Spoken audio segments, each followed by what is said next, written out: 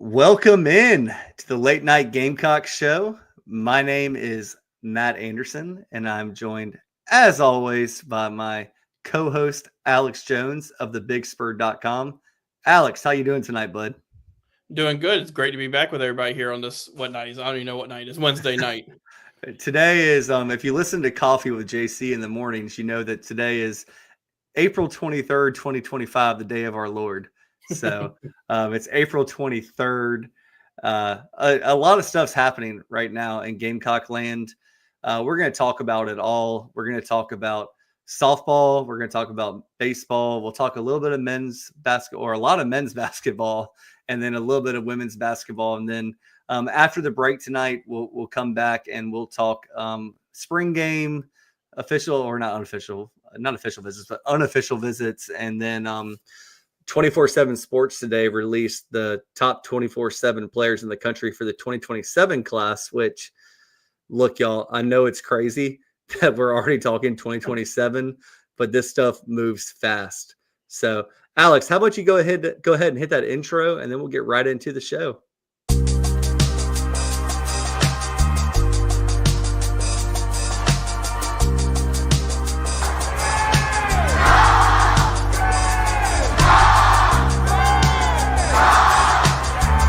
Welcome to the Late Night Gamecock Show from Chief Sports, South Carolina. Here are your hosts, Matt Anderson and Alex Jones of thebigspur.com.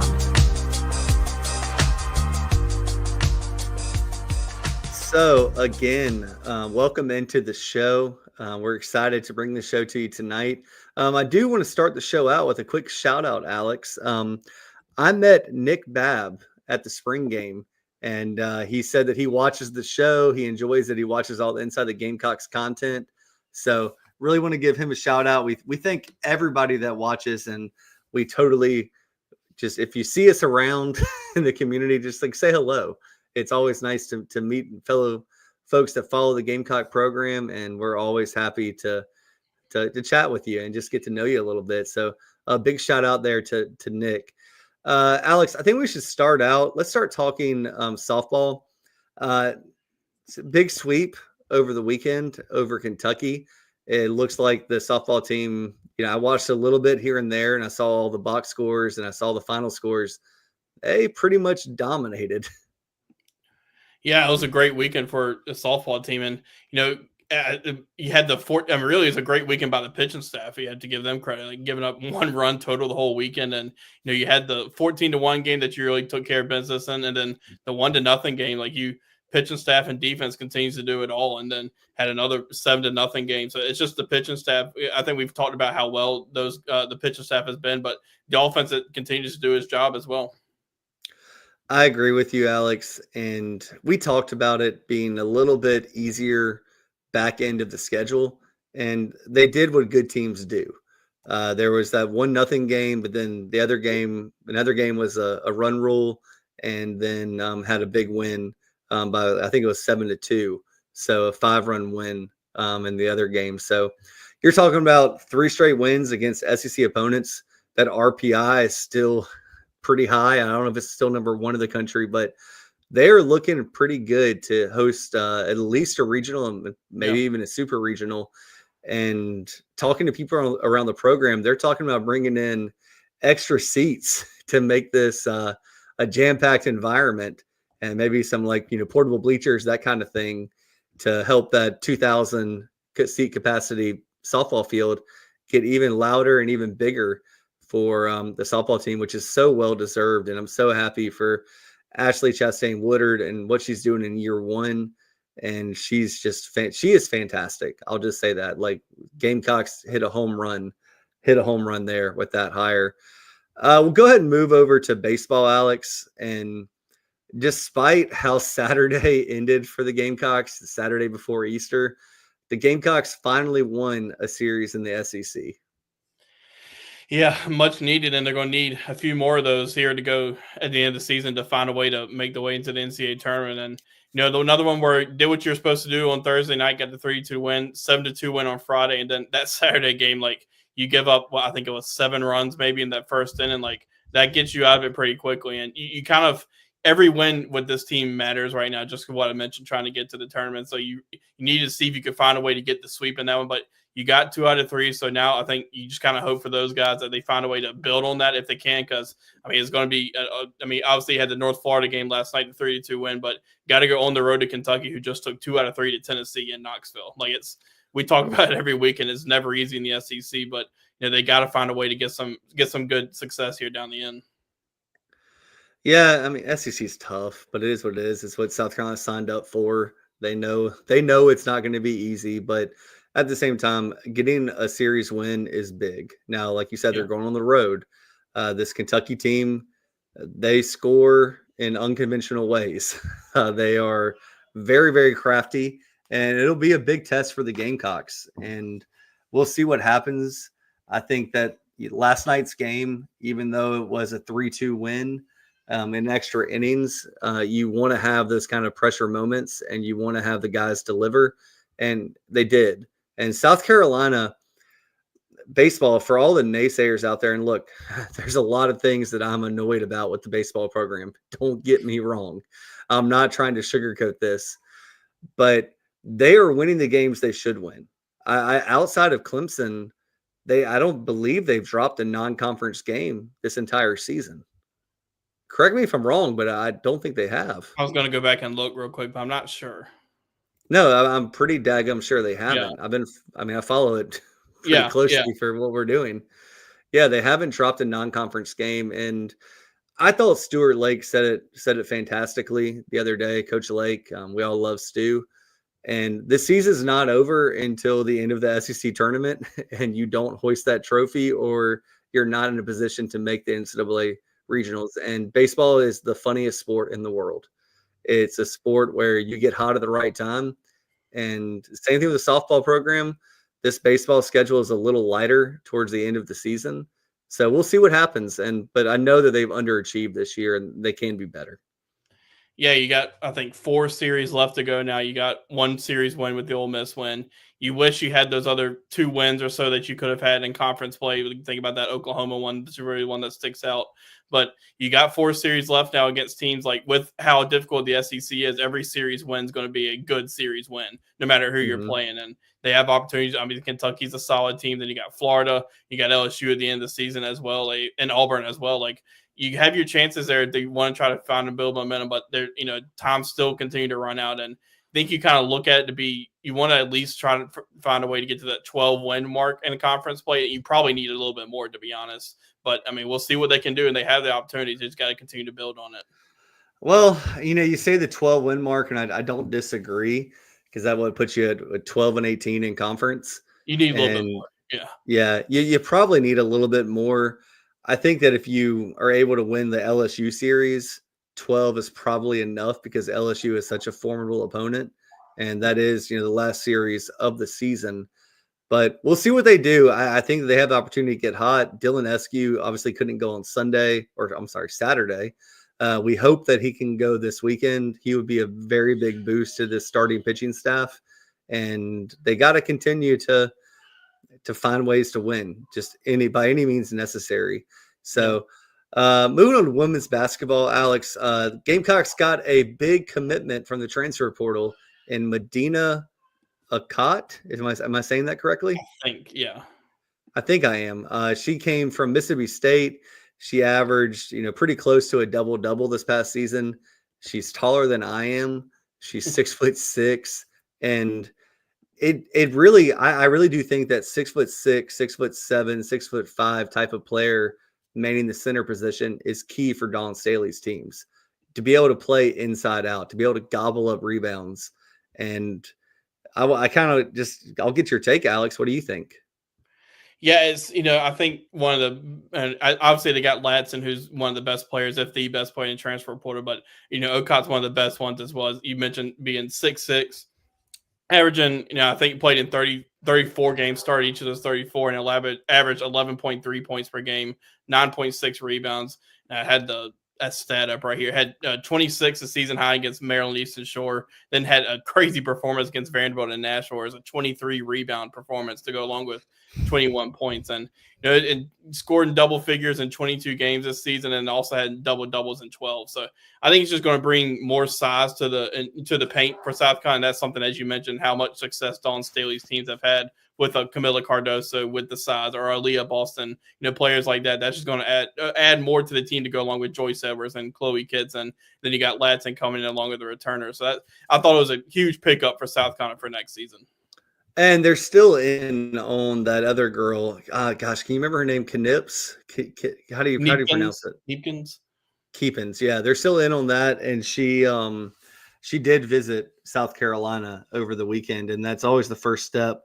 I always say that until somebody visits, you really don't know the sincerity and the interest.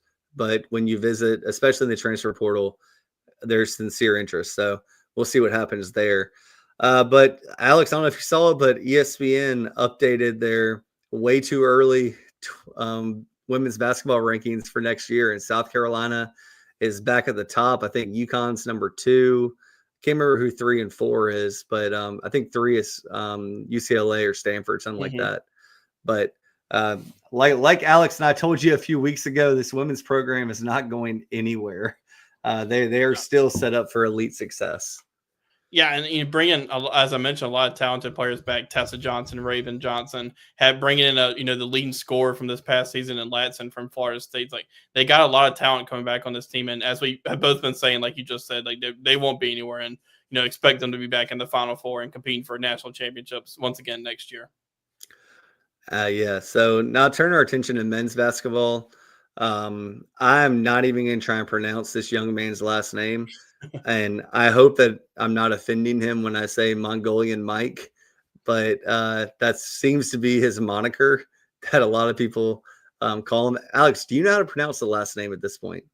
Sharav jumps, possibly. I'm taking a shot there. I'll see if I can find out what we're talking.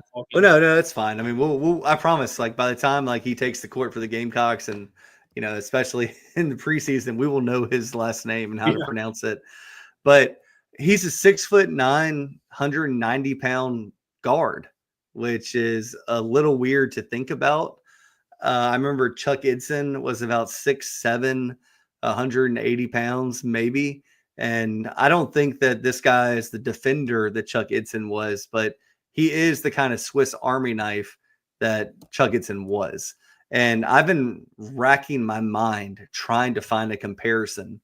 Anybody in the NBA, in college, whoever. Alex, do you have a comparison for him that you're comfortable saying? I was going to say the same thing. I'm struggling to come up with one. Not anything against him as a player, but it's just you rarely see kind of like that 6'9", 190-pound kind of a wing, kind of a guardish guy, but really intrigued by him just from what he was able to do. And he's obviously played at 3 different schools, but at Utah averaged 7.2 points. And the thing that really, when you kind of watch his highlights, that stands out is kind of his, I guess, basketball IQ and the way he assists, his playmaking ability. Like, he's got, I think, maybe a little bit sneaky athleticism and can make enough shots where he can be a threat from the perimeter. But I'm really intrigued to see kind of his basketball IQ and the way he can play, because he can find open guys. And that's kind of something that they were missing a little bit this year with this team. Like, we kind of talked about some of the things this team this past year was missing, but having kind of those playmakers on the wing, kind of maybe in that guard position, they're kind of missing it. And I think he can bring a little bit of that. Oh, I agree with you. And I will say his jump shot does not look broken. His form looks really good. Just with my basketball eye, I watch for certain things. And one of the things I look for is, if you're going to take a step back 3, you better step back into your shot and hold your form. And in the limited clips I've seen of him, he does that. And the shot looks good. I'll be honest, the comparison that I had to him, and this is going to sound outlandish, so outlandish, I hate even saying it. So, like, before everyone goes on the Big Spur and says, Matt said this is his player comp, like, I'm not saying this, but with his shooting percentages, he kind of reminds me of a very, very, very, very, very, very, very poor Ben Simmons. Just the height and the vision and the way that he can create for his teammates. He has a lot of zip on his passes. Ben Simmons was obviously a terrible shooter, but he was still the number 1 pick in the NBA draft. So I am not saying that he is Ben Simmons. What I am saying is that it's rare you see a guy with that kind of size and, maybe a little bit of limited athleticism, but he can dribble, he can pass, and his form looks good. So for me, Alex, it's a no-brainer to take him. No brainer at all. And the fact that this is now going to be his 4th school in 4 different years, I don't think there's going to be an issue acclimating to a new environment. He's done it so many times. No, and I also think he can play a little bit of defense too, just from what I've seen. But also another stat that stands out, and you're really starting to see this kind of with the guys they're bringing in for this next year's team, is 1.3 turnovers per game, which is pretty low for the most part. Like that's something that you're seeing a trend with these guys they're bringing in. There's kind of low averages for turnovers, and I think that's something where they kind of saw with this team last year. There's way too many turnovers from way too many different players, and that's something that they're looking for this year is to really limit those turnovers because now obviously it goes without saying, and really any offense limiting turnovers is the key. But when in Lamont Paris' system, when you could have a turnover, but when you're 1 pass away from an open shot. So I think that's just something that they're really identifying, and Sharaf Johnson is kind of fitting that mold. Yeah, and I will say too, if you look at basketball, and when I'm watching a basketball game, y'all, I'm constantly counting the possessions. I'm constantly counting, okay, 6 points, 2 possession game. What does this team need to do to get back into it? Okay, it's a 12-point game. At best, it's 4 to 5 possessions. And when you're turning the ball over to what you were talking about, Alex, you are limiting your opportunity to get back in a game. And South Carolina, for all their close losses this year, and even some of their blowouts, just go back and look at the box scores. Turnovers were an issue. And this is just another guy that also brings experience. So that's another thing you're seeing with guys they're bringing in. This guy's, Sharaf Johnson's played in 99 games with 83 starts. Like he's experienced and played a lot in a lot of different systems. And that's kind of goes back to your point about it probably won't be too hard for him to acclimate just because of his experience, but also having to learn so many different systems. Yeah, Alex, today on the Big Spur, and we're not breaking news here. John Whittle broke this news, and look, when John breaks something, it's all over the Twitter sphere in 2 minutes because everybody wants to be an insider. But Alex, can you talk a little bit about the player that's potentially visiting for South Carolina, just his name, and then we'll talk a little bit more about him. Yeah, Norden, I think I'm pronouncing this right. Norden Capik. Yeah, and he's from Sweden, I believe. Austria. Yeah. Yeah, and he he's transferring from UC San Diego, who is a team I remember us talking about on the NCAA tournament show, that kind of a team that was a sneaky pick in the NCAA tournament and gave Michigan a battle in that game as well. But, a guy who's really, I think, intriguing as well, a 10.7 points per game guy, 5.2 rebounds, had a pretty solid season overall.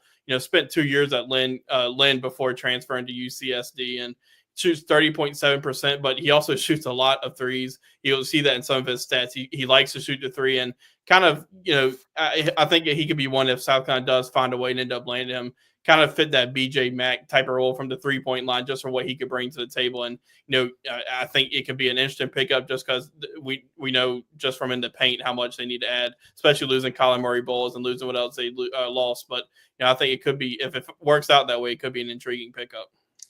Yeah, and look, we're gonna go. I'm gonna quickly go through South Carolina's lineup right now. Right now, every indication is the Gamecocks are going to give the keys to Michi at point guard, and for better for worse, we'll see. But Michi, the coaches felt good about him when he was a point guard before Talon came, and they're going to do their very best to make him effective.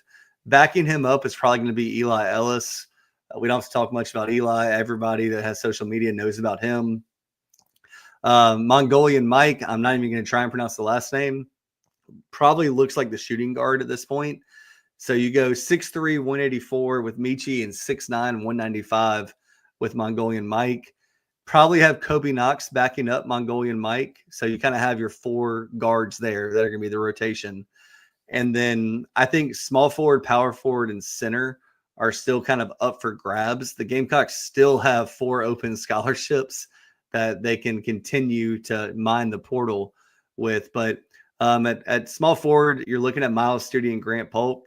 It's not the worst thing in the world for Miles Studi to start, but we all know what you're getting with Miles. Grant is going to be a freshman. We'll see.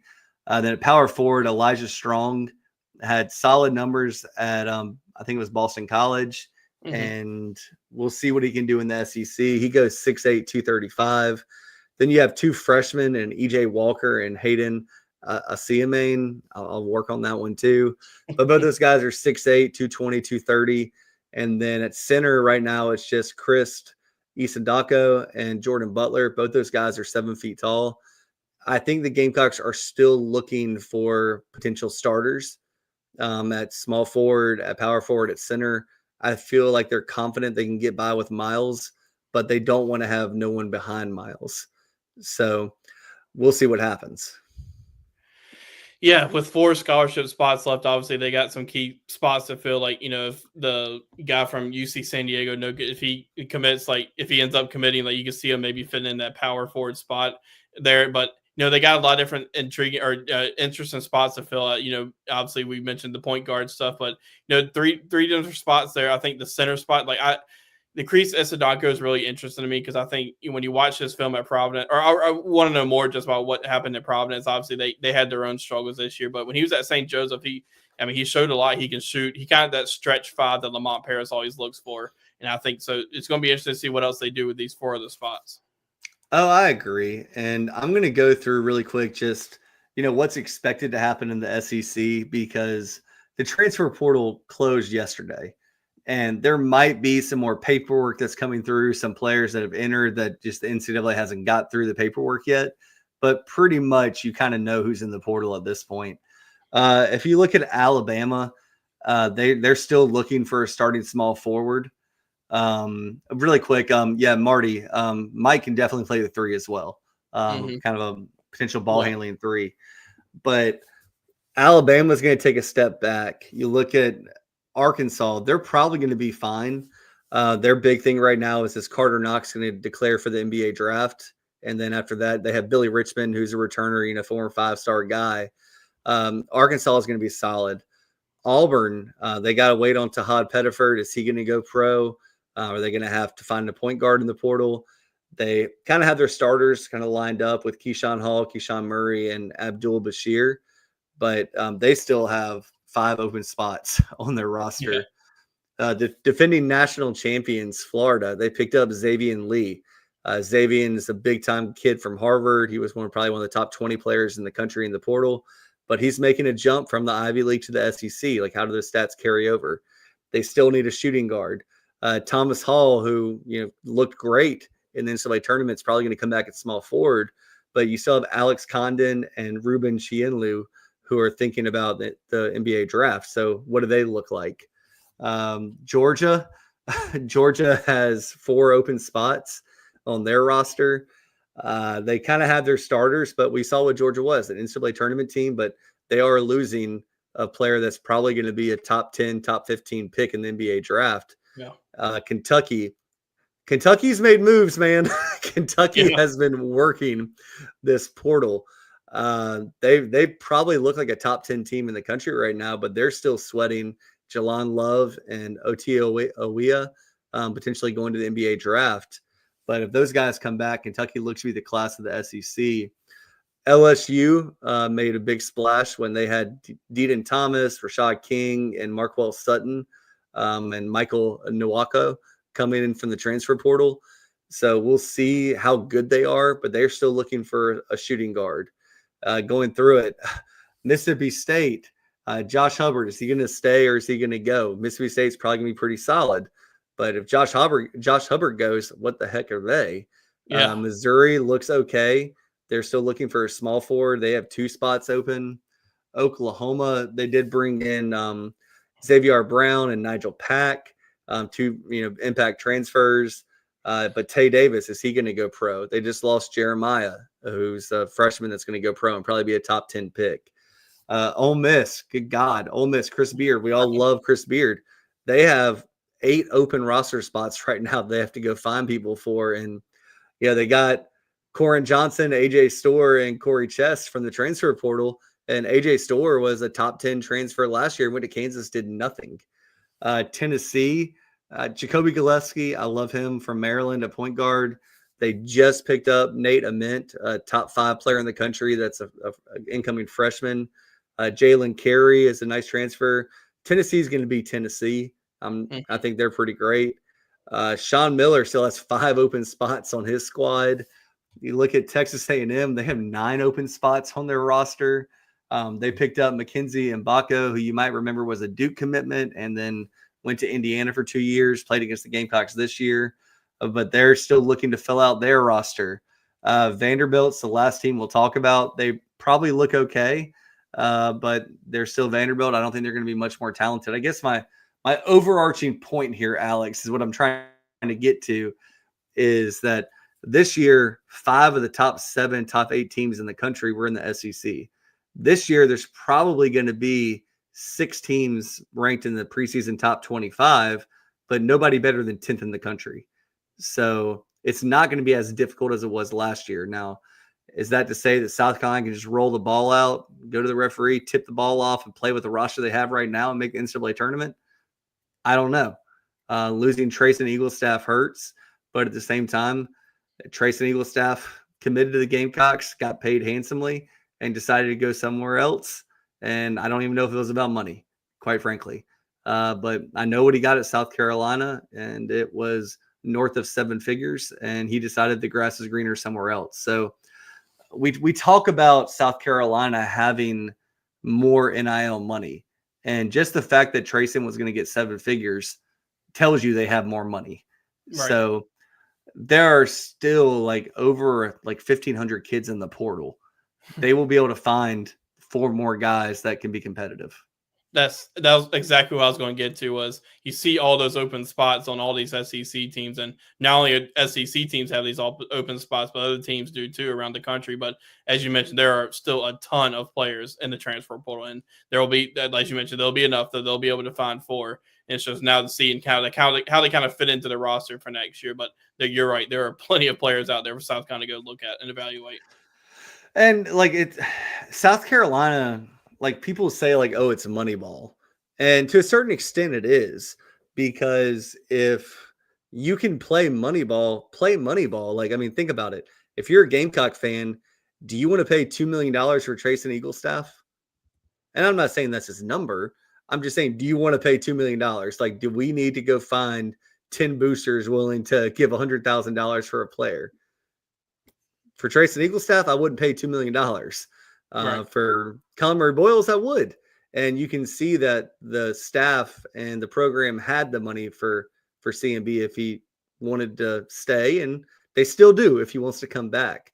But at this point, you're setting precedents on how much money is getting paid to players, and you better be daggum sure that a player is worth the amount of money that you're spending on them, because parents talk and players talk. And you don't want to have to be in the situation where you talk to a kid well, such and such got X amount of dollars last year. I want that plus 10% or I'm not coming. So you got to play the game, and the game is difficult right now. It's very difficult. Everybody has money. South Carolina has top 8 to 10 money in the SEC, and then that could be number 4, that could be number 8, that could be number 10. I don't know for sure, but they have enough money to be competitive. But you're not going to spend money, and the investor is not going to spend money on a kid that's not worth it. And you got to play the game. But anyway, there will be so much more talk about men's basketball going forward. There's still going to be talk about women's basketball going forward. Alex, how about we hit a quick timeout, and we come back? Let's dive into football.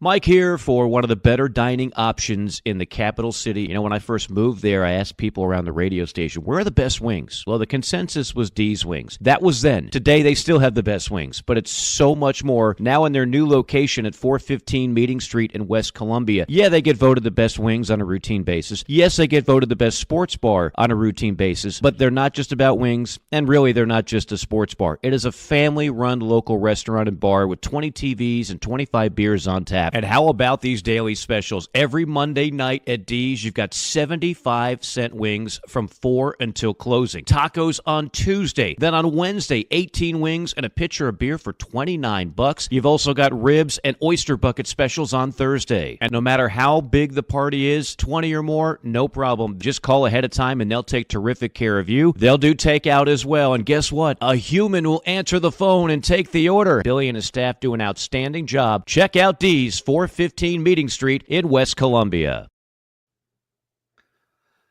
Man, Alex, so for dinner tonight, my wife made lentil soup, which we're on a little bit of a health kick right now. I mean, you still get your protein and everything, but if I could get Uber or DoorDash these wings right now, I would. I would order so much food because my stomach's still hungry. You can't go wrong with anything at D's Wings. It's all amazing. Yeah, absolutely. So Alex, let's move into football here. With football, obviously we had the spring game that just happened. You and I were both in attendance. I don't know what to take from it. I'll be honest, like it got a little boring to me at different parts of the game. And, I stayed and I watched as much as I could, but, I didn't stay the whole game. I left after the third quarter, or actually right around mid third quarter, just because like I knew it was going to be the backups. I knew it was going to be a mismatch of players. It's not necessarily ones versus ones versus ones, twos versus twos, threes versus threes. I would sit there and watch 10 scrimmages if it was 1v1, 2v2, 3v3, but it wasn't. But let's just talk about the things that we saw that were encouraging, and I'll let you start. Yeah, kind of as you mentioned, like from a team standpoint, it's hard, or from an offensive defensive standpoint, it's hard to learn too much just because the teams were so split up. Like the offensive line was so split up. It wasn't like the starting offensive line going against, the first team defensive line. So I think it can be hard to learn about both sides of the ball. But, one thing I was kind of watching was certain players. And I think the first player that kind of really catches everybody's attention from the scrimmage was Cutter Woods. Like he was pretty awesome in that game.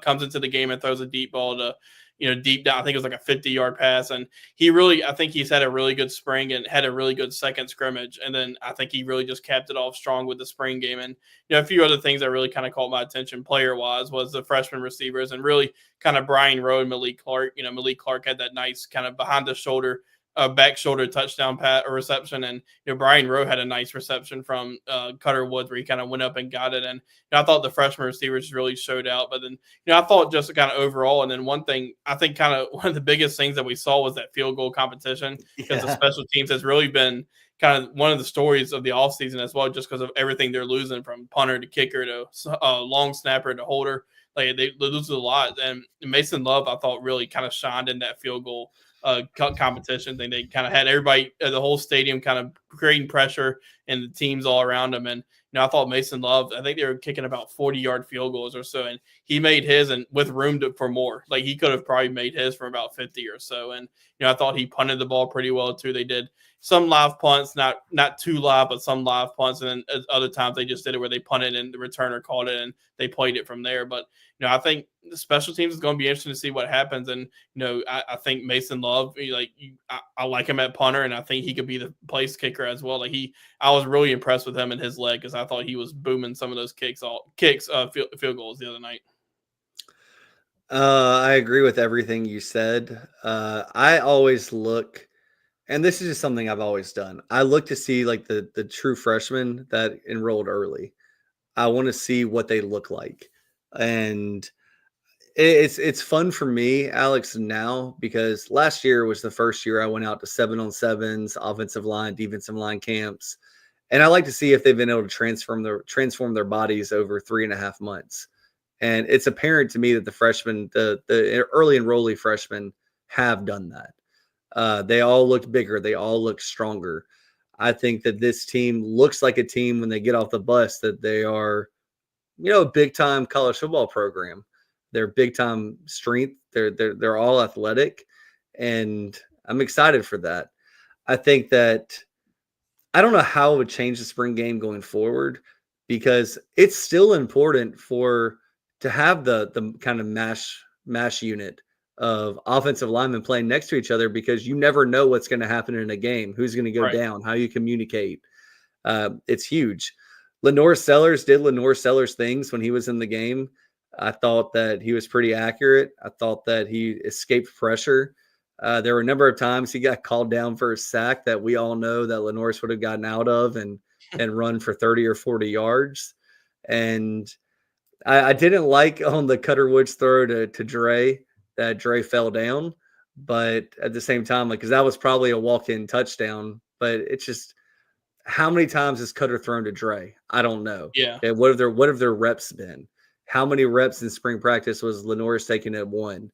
How many reps were Luke Doty, not Michael Scarnacchia, Dante Reno, Cutter Woods, and Air Nolan taking? Like, how many times have they made that throw and practiced it? And those things will solidify over the summer when you have, quarterbacks, wide receivers, and DBs out there doing voluntary stuff.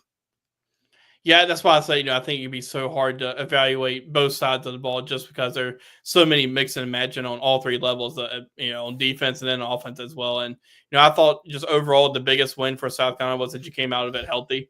Like that, you always want to come out of the spring game healthy, and they had no issues from an in-game standpoint. So that's probably your number one win from the spring game, was just coming out, find a way to come out healthy.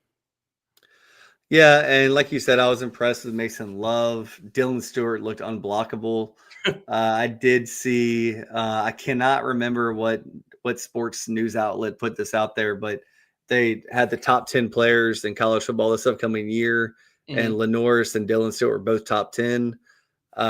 That's one of the things that you love to see, that you have two the most important positions on the field as top 10 players in the country. So expectations are sky high.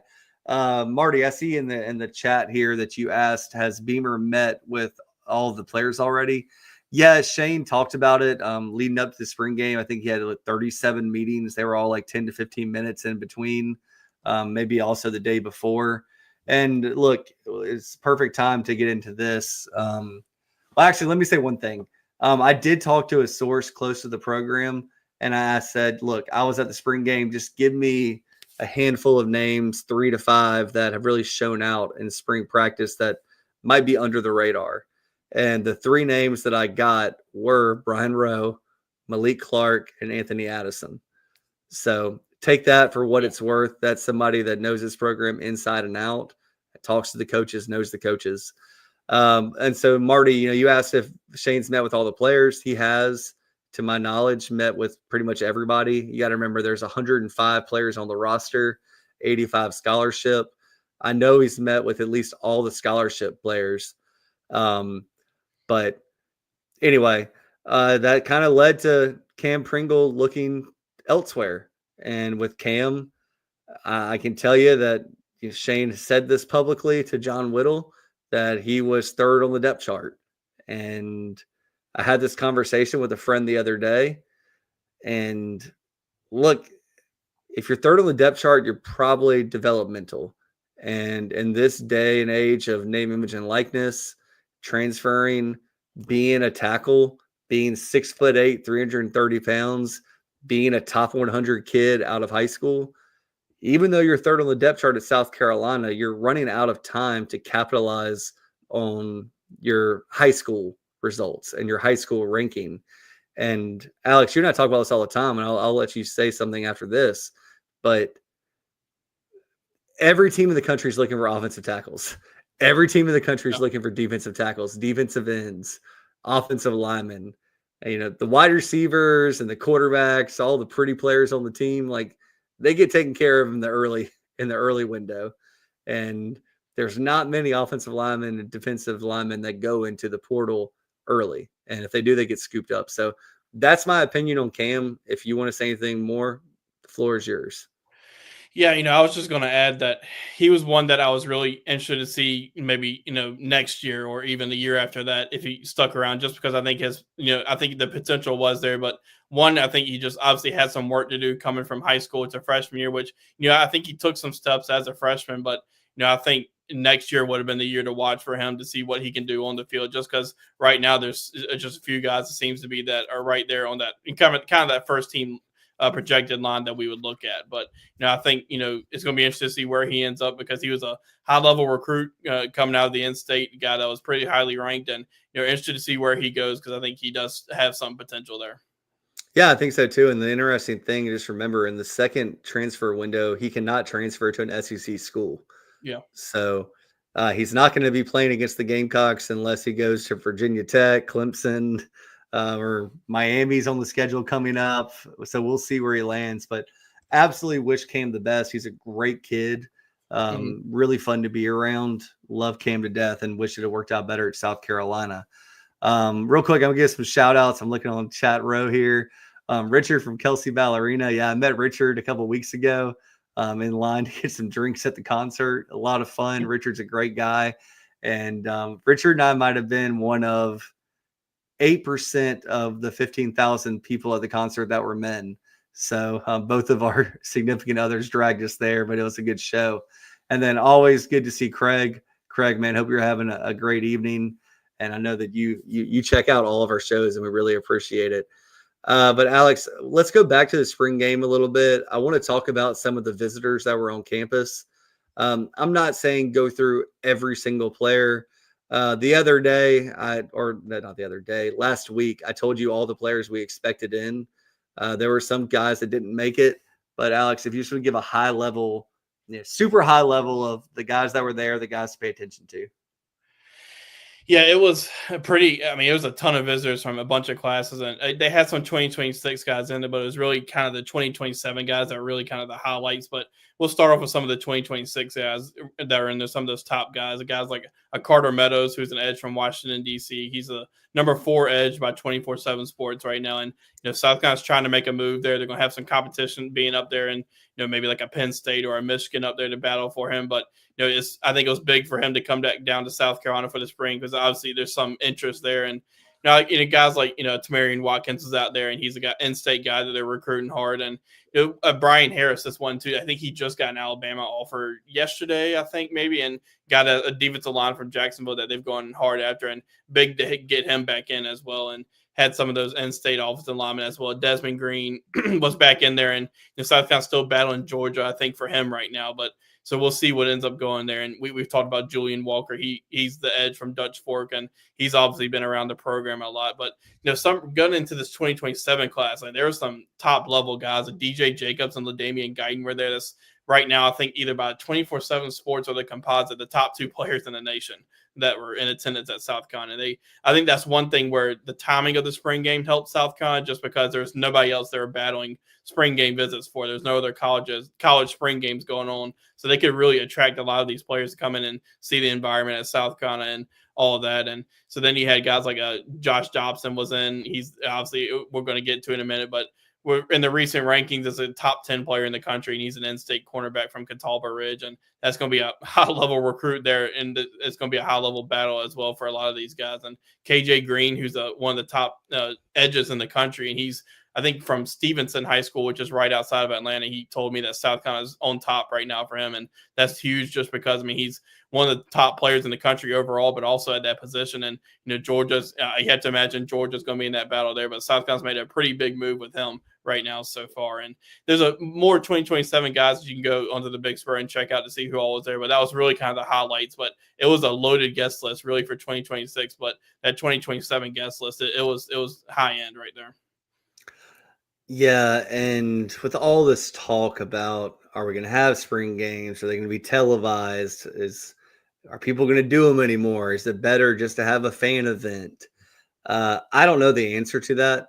But what I can say is that I see the intrinsic value of having a spring game, whether it's televised or not, whether it's vanilla as all get out, doesn't matter. But like, if you can get players on campus and you can still get the West Lower at capacity, have people in the West Upper, have people kind of hanging out in the tunnels, and having the recruits and the families over there on the south side, and then continue to build it.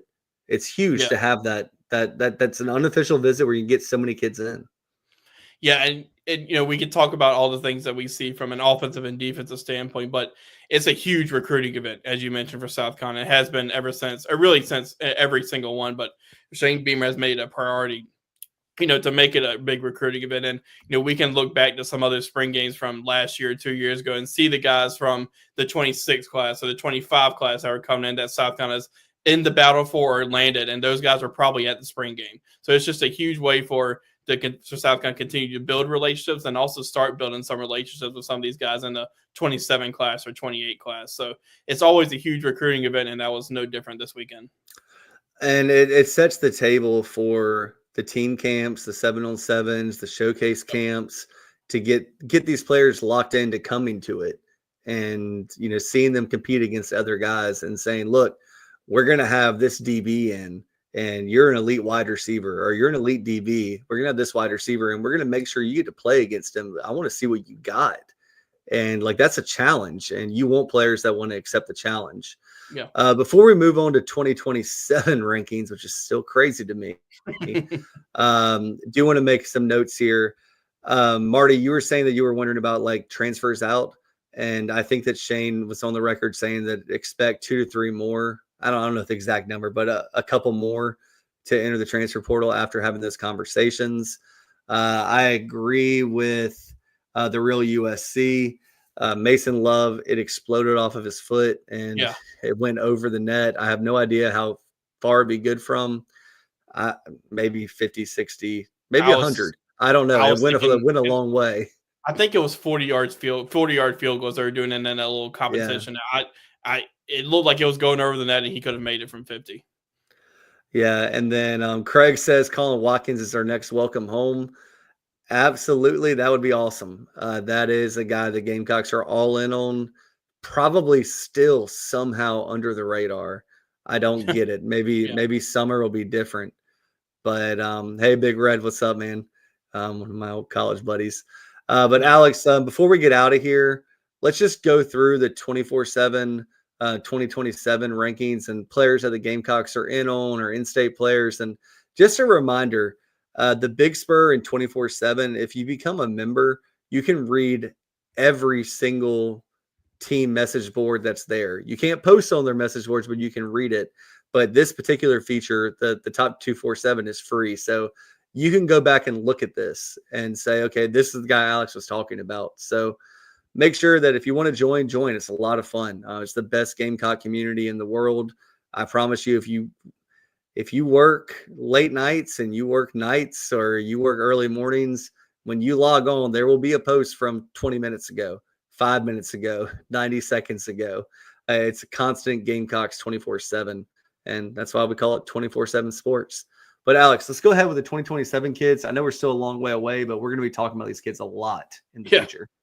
Yeah, so 24/7 Sports today released their 2027 rankings for the whole country. But the state, I think we already knew this, kind of had a good feeling. But the state, South Carolina is going to be a loaded state for 2027. They're going to have, Joshua Dobson, I mentioned, was at the spring game. He's number 7 in the country now, in the number 2 cornerback, I think, right now. And he's one that is going to be a high-level recruit. Sequel Patterson, who was also at the spring game. I can't remember if I mentioned that earlier. But, Matt, I know you and I saw him over the summer, and he's an electric player. You go and watch his film. He can do it all on both sides of the ball. And Travis Hunter. Do what? He's like Travis Hunter. Oh, yeah. Yeah, I mean, he's pretty electric, and he's number 18 overall. And, there's no 5 stars right now just because it's so early on, but that would kind of be the range, obviously, for 5 stars. So you could see that potentially happening for the state. But that's not it. I mean, I mentioned Sequel Patterson obviously being at number 18 overall, but then at number 53 overall, you got Jaden Bryant, the defensive end from Irmo. You got Seth Tillman, defensive lineman from South Point, at number 101. Nate Carson, who's also at Irmo, offensive tackle, number 159. Shannon Harris at Burns, number 189. Christian Jackson at Ridgeview, number 196. And then David Segar, who I know Matt and I both really like and think is a high-level running back. He's at number 203. And so it's just the state is really loaded in the top 247. It's going to be South Carolina always makes in-state recruiting a priority, and that's not going to be any different in this cycle. And they've already built a lot of relationships. And those guys that I mentioned right there, the only one that doesn't have an offer is Shannon Harris, the wide receiver from Burns.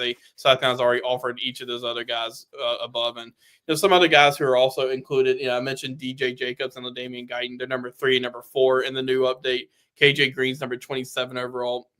He was the one who, when I talked to him after the visit, told me that South Carolina is currently on top for him. And so there's a lot of different names. They're in a good spot for Joshua Sam-Appel, who's a huge offensive tackle from Georgia. He's number 70 overall. Jaboy Smith was also in for the spring game along with Joshua Sam-Appel. He's number 98. And so he's been to South Carolina. I'm not even sure how many times, but he's visited a good bit. And Justin Weeks, number 141. Trent Seaborn, quarterback, I know we are all familiar with out of Alabama, who's got South Carolina up on his list and has visited a lot, number 222. And so it's, you always see, when you look ahead to these classes, you can see the potential. But, if South Carolina can get what they can get in state, I mean, that's going to go a long way just because it's one of the more talented classes South Carolina's had in a little while. Yeah, and I will add to that. Clemson does recruit nationally, and they feel like if they offer a kid in state, they're probably going to get him. But South Carolina has turned that tide recently, and the level of attention to detail that Shane and the coaching staff give to these kids early really makes a difference. You look at Blake Franks, you look at you pick your in-state guy that South Carolina has gotten lately, and South Carolina has dominated the state. Thomas here in the chat is exactly right. South Carolina kind of gets who they want in South Carolina right now. And I'll tell you one little tidbit. Alex and I were talking about last night, like David Segara from Burns. I hope he stays at 203, or I wouldn't mind him dropping. I hate it for the kid. I wouldn't mind him dropping to a 2-star, and the Gamecocks don't have much competition, because I love that kid. I think that he is going to be a big time player. And I watched him. It's not common for a running back to make a difference in 7-on-7 over the summer, but he did. And he's built. He's got strong legs. He's the real deal. And I hope that they are able to land that kid, just for Gamecock fans. I was just going to say, when you know who he was when he was on the field, like you saw him and he just stood out physically. Like he's going to be a big time player. He is a big time player. He's going to be a big time player. I agree.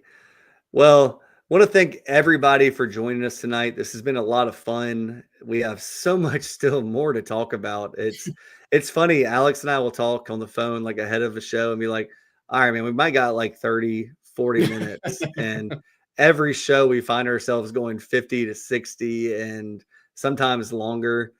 And it's because we have so much fun doing it, and we have so much fun with the folks in the chat and talking Gamecock sports with y'all. And I promise we're going to be all over it. The summer is going to be hot and heavy. I say it every episode, but Alex is the guy that these recruits talk to after their official visit, and he's going to have the scoop. He's going to be able to talk to you guys about it. So really appreciate it, y'all. I say this after every single episode. We're about to end. Thank y'all so much for listening.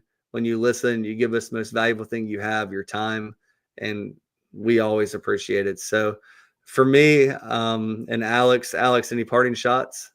No, you hit the nail on the head. I always enjoy everybody coming on and listening. As you mentioned, it means a lot to us that you spend your time with us, and it's a fun episode every week. I couldn't agree more. So I hope everybody has a very safe and fun rest of the week, a great weekend. And summer's going to be here before you know it. I know in Florence, it's already feeling like summer with some 85-degree days. So we'll be back next week, and we'll be covering the week that was. And stay tuned to the Big Spur. Stay tuned to Inside the Gamecocks, the show. You got 4 hours of coverage every day from 10 to 2. You got Coffee in the Morning with JC. You got JC and Morgan, which is more of a national show. You got Tailgate Talks. You got Chin Music. You got us.